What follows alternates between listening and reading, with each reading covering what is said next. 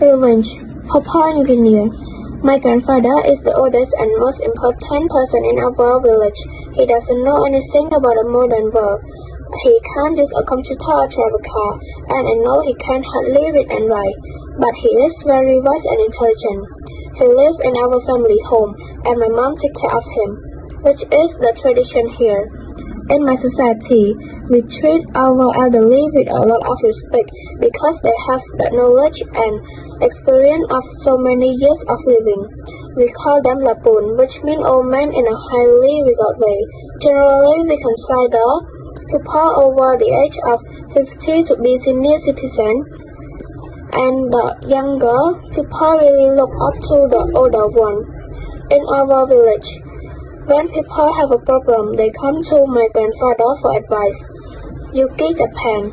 3/4 of elderly people live with their families in Japan.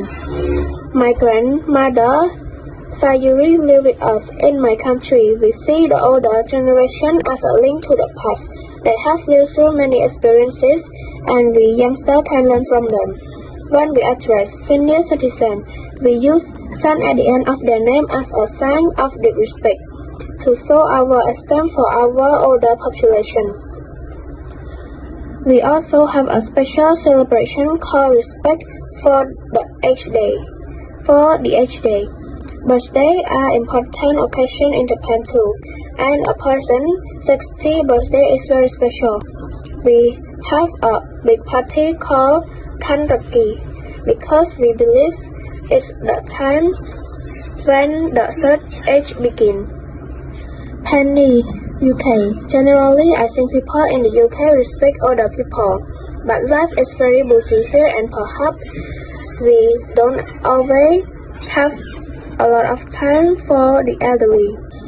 There are about 11 million people over the age of 65 in this country, and the average of 3.5 million older people live alone.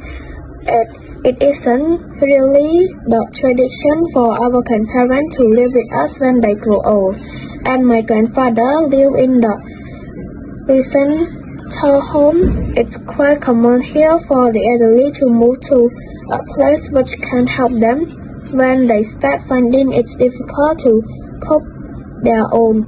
We visit my grandfather often, and he has enjoyed his twilight year reading, playing cards with his friends, and doing some gardening. But I also think that in the UK, a lot of older people feel they no longer have a role to play in society.